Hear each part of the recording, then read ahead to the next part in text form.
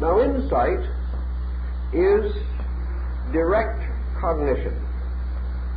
Insight means not only seeing within, but it means a kind of apperceiving which is rooted completely in direct cognition of value. Insight is through sight.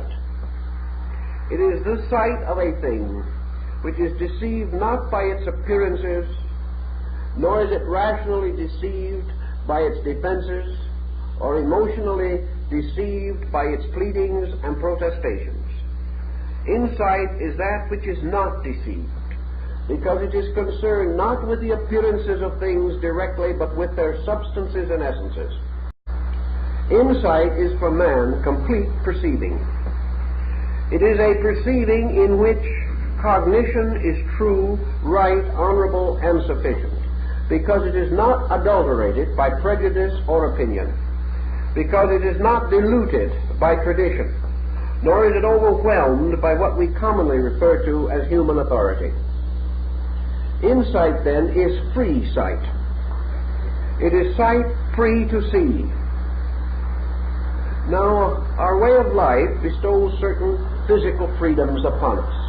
To attain these freedoms, our ancestors fought gallantly, defending with their lives the right for physical freedom.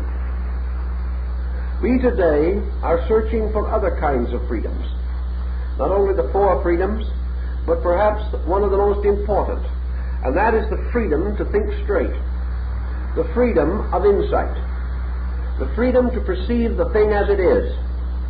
And against this great desired and reasonable and purposeful freedom, we have arrayed not only the prejudices of others, but the involved complicated mechanism of self-deceit. Consequently, insight must achieve a gradual victory over self-deceit. Now, self-deceit is often very subtle, difficult to cope with, inasmuch as it represents angles and faculties and phases and aspects of temperament which we have gradually come to regard as essential parts of our own natures. One of the difficulties then is that wherever we are asked to change an attitude, we assume that we are asked to change ourselves. This is not essentially true. For in most instances, the attitude does not represent the self. The attitude is something that already has enslaved the self, thrown it into bondage, imprisoned it, and prevented its free impression and expression. We must therefore assume that the self, by its own nature, desires honor, desires to know, and desires to perceive the fact of things. But against this natural desire is false conditioning, which inevitably causes us to become victimized by negations and distortions of our own mental and emotional nature. Therefore, insight is nothing but honest vision of things as it is. Now, to attain honest vision, the individual must, for the most part, reduce a certain kind of equation within himself. Honesty is not something that can be cultivated. You cannot say, day by day, in every way, I will be more and more honest. That might be an evident truism, but it is not sustainable in action.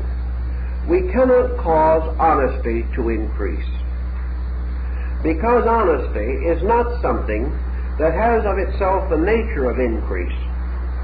Honesty is something that is. And because it is, and because it is universal in its own nature, because it is everywhere, not more distant nor nearer, but all permeating and all penetrating, and because honesty of itself is unassailable, therefore can never be destroyed, never be corrupted, never be prevented from being itself. Our situation is not to ride valiantly like some St. George to the salvation of honesty. Our real problem is to eliminate the dishonesty in ourselves. We cannot make anything more honest, but we can cause all things to be less dishonest. This is a very subtle negation, but it is one of the greatest importance. It is present everywhere in which we have the egoism of the human mind, assuming that it can add or subtract in relation to the substance of things. This it cannot do. It can either accept more or less of this substance. And what we would term the increase of honesty is merely the acceptance of it in our own nature to larger and larger degree. It has nothing to do with an actual increase in the circumstance or fact of honesty itself. Man may be dishonest all his life and yet live with an intrinsic honesty within himself. He may live dishonestly in a world filled with honesty and be untouched by it.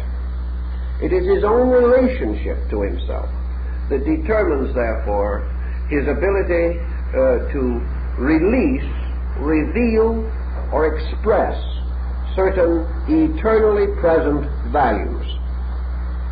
Insight, therefore, is merely the recognition that honesty is that which remains when dishonesty ceases. The individual who affirms that if he does not do wrong, he will do nothing, is not substantially correct. To cease doing wrong does not mean the end of action. It simply means the end of wrong action, or of the wrong use of action. The individual whose mind and emotions are no longer victims of error will then find an automatic release of virtue or correctness through his nature. We are blocked by our own limitations and by our own misinterpretations of values. If we get out of our own way, value continues to express itself as was intended, and as must always be the law and nature of value.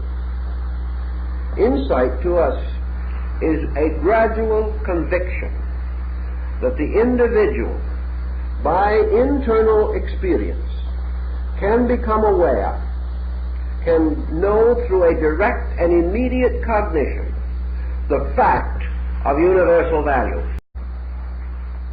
So insight as direct cognition may tell the thoughtful person that there is ever available to him the proper substance of insight, that toward which insight is naturally turned. And this thing toward which it is turned is value, or essence, or substance, or reality. That this reality is available at all times and in any situation and in every situation.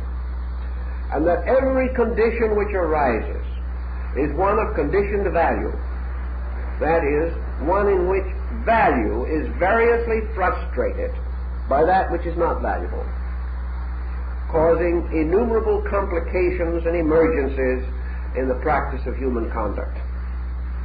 Insight, therefore, tells us also that value may be revealed in two ways, either through a direct apperception of itself or an indirect recognition of it as the result of the tragedy of allegiance to that which is not value.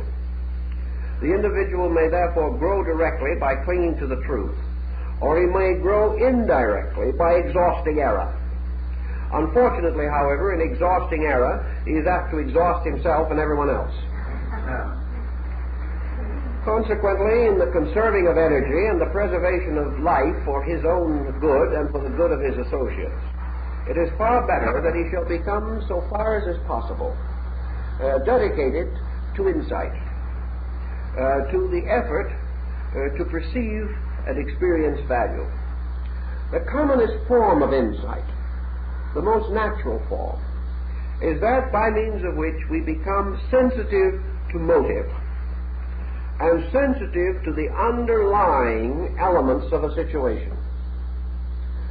Insight permits us to penetrate appearances, whether these appearances are favorable or unfavorable, in an effort to determine value in contrast to appearance.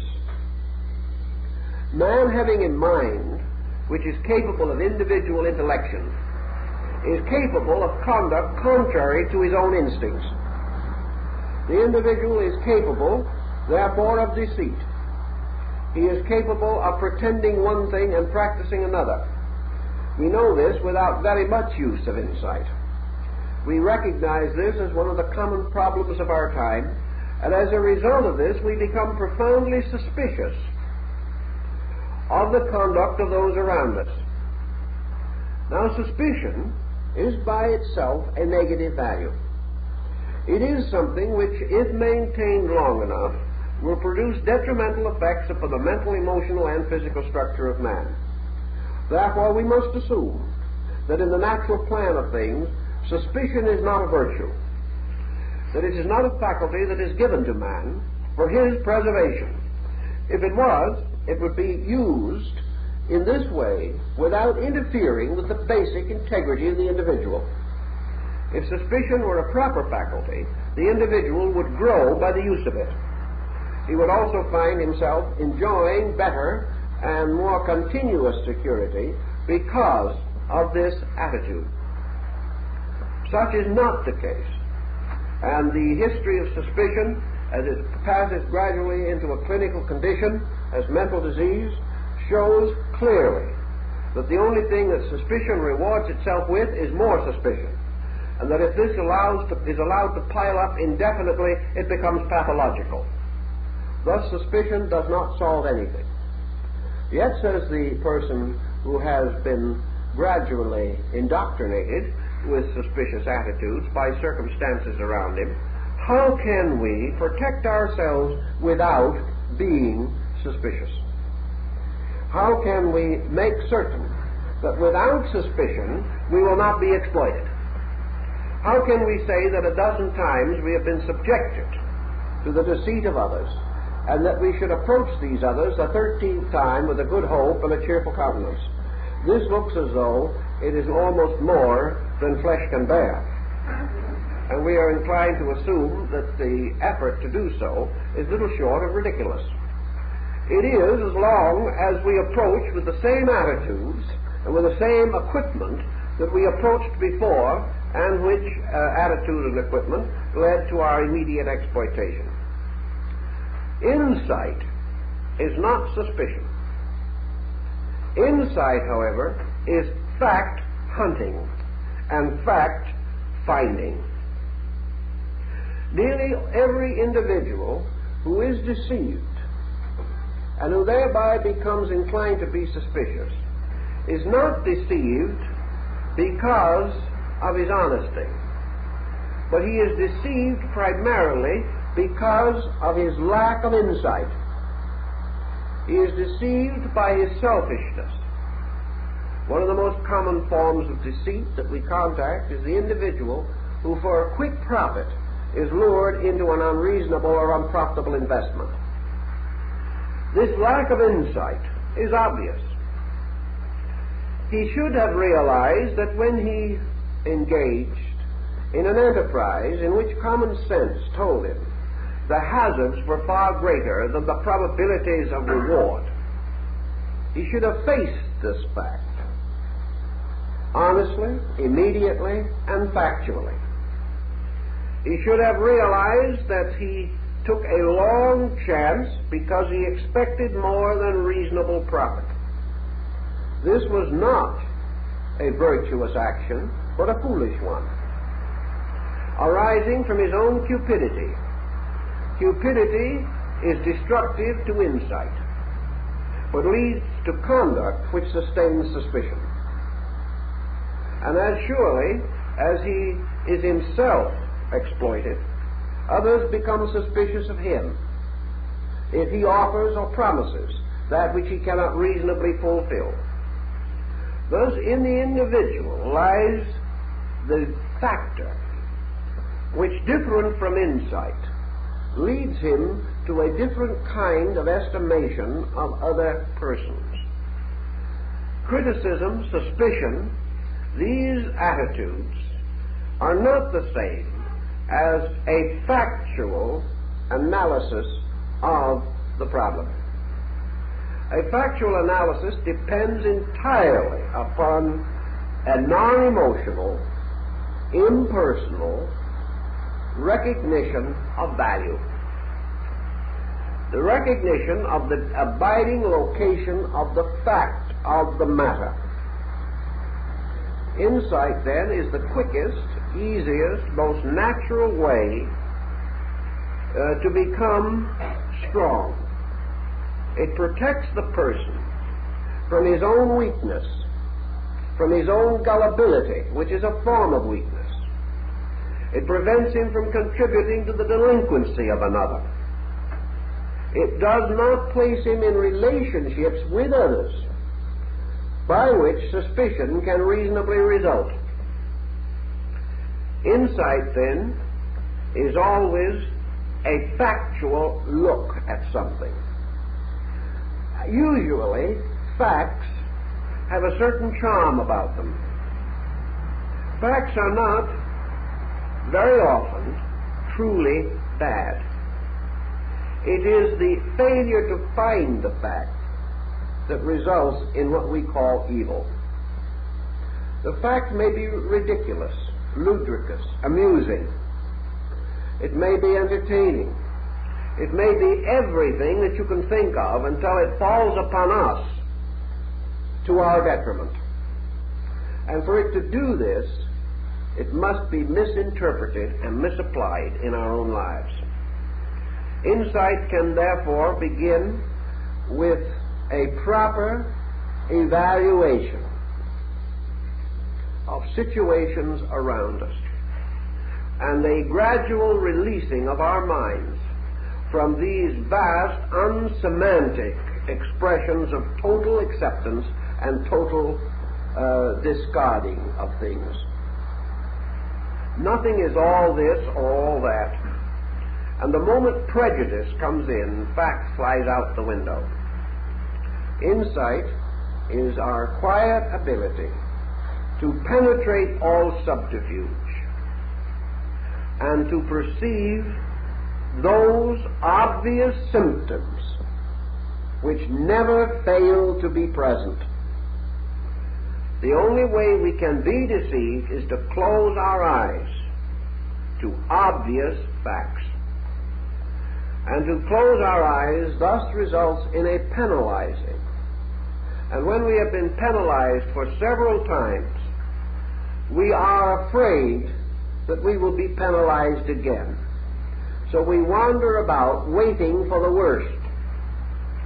Whereas the answer lies not in this procedure, but in simply opening our eyes, which have been closed through all the previous episodes, by the simple opening of our awareness, so that we become naturally and normally conscious of the inevitable associate factors, the symptoms which are never separate from any situation in life.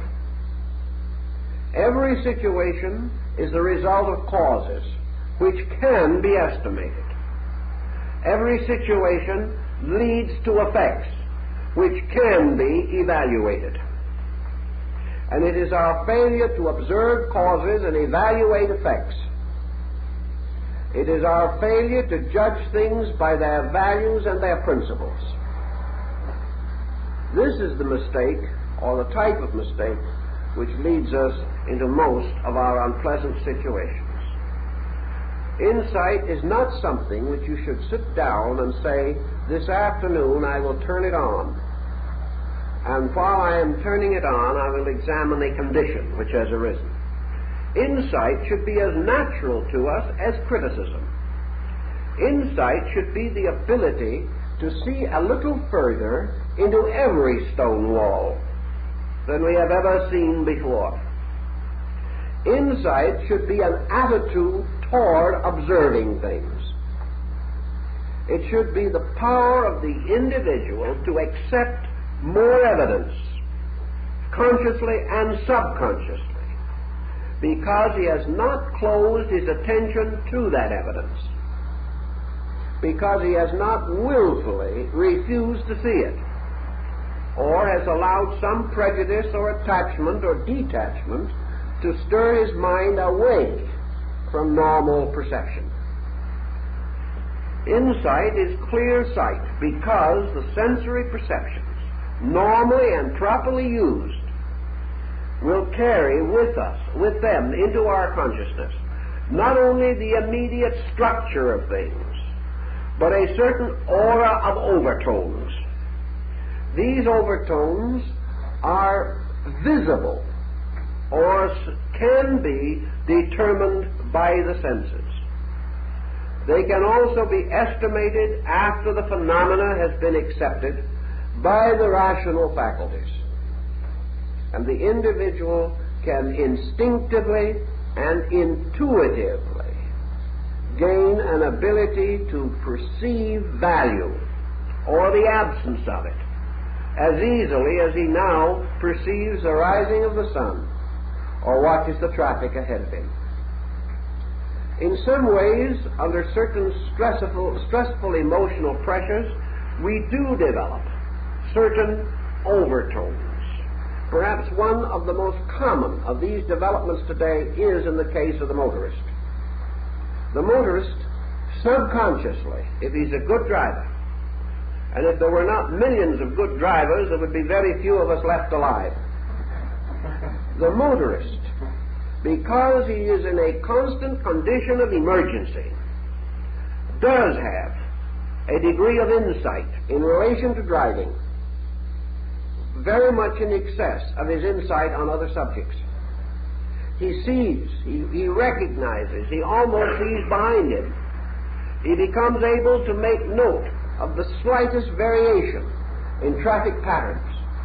He becomes almost intuitively aware of what the driver in front is going to do, because the old age of arm signals is practically extinct. It requires a moderate degree of telepathy to get home. Because he has to have it to survive, man develops it. And it is quite amazing how rapidly his coordination also adjusts itself to an emergency. Without time to consciously think at all, the good driver will nearly always do the one thing that is possible under the situation and likely to reduce a tragedy or a difficulty to the minimum. Drivers have told me that where an accident was obviously only a split second away, that in that split second it seemed as though eternity never moved. That split second became longer than an hour. And in that split second, a tremendous amount of intellection was possible. And in that split second, the individual was frequently able to actually completely avert the accident, although there seemed to be no time for such judgment. He discovered that he had the faculty of instantaneous analysis and judgment, but he had not used it. This is perhaps a shallow similitude toward insight, but it is in this direction. It is the power of the individual to see more than he realizes, react more intelligently than he consciously knows, and to avert a condition by the total union of his faculties. Such faculties exist, are available to man, but he simply does not use them. And the principal reason why he has trouble with them is because in daily life his prejudices are stronger than his emergencies, and he never gets that clear flash of direct and complete insight.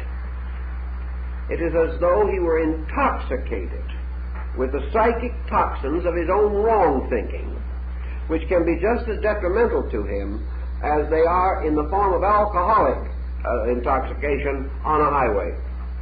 His reflexes are reduced on the highway by the alcohol in his blood. In private and civilian life, man's reflexes to insight are reduced by the psychic toxin of his attitudes. and the true insight is therefore not available to him. To try to correct this situation, to practice it a little, to try to see more about things, to observe their values and their relationships, so that instead of merely recording an optical phenomenon, we record with it something of the cause of itself, something of the consequence of itself. One of the Greek philosophers suggested it in this way: through a certain familiarity, man is aware of the overtones of certain conditions around him. A man looking at a tree in bloom can, with his mind, see the fruit that is to come upon that tree. He knows that the flowers of the tree, the blossoms, will become fruit in due time. And by a slight extension of his thinking, he can see the growth of this tree from the seedling in which it started. He can restore these thoughts to his mind, or they may almost spring to his mind when he contemplates the tree, especially if he has some interest in the subject. If the payment of his mortgage depends upon the fruit, he will see the fruit before it is there. He will judge it, he will estimate it, he will try to imagine anything that might prevent it from developing, and he will do all that he can to preserve the naturalness of the situation in order that he may survive himself. It is the same with all incidents in life. If these incidents are truly important to us, we will anticipate them, we will observe them and contemplate them, not in a long and arduous intellectual process, but intuitively, instinctively, by insight. We will search not for the incident, but for the value. And in so doing, we will gradually enlarge these auric overtones. For the values of things lie in their overtones rather than in the objects themselves.